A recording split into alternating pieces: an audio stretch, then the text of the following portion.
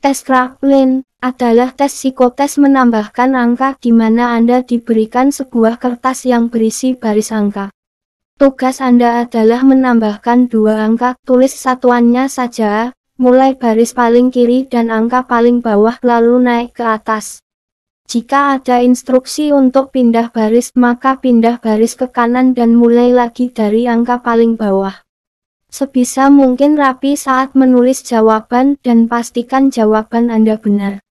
Anda tidak bisa curang saat mengerjakan tes ini karena ada trik dari pemandu soal yang bisa mengetahui kecurangan.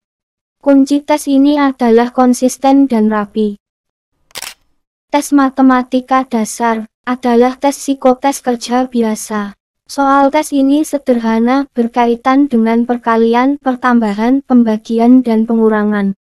Bentuk soalnya desimal, persen, dan pecahan. Tingkat kesulitan soal ini setingkat matematika sekolah dasar.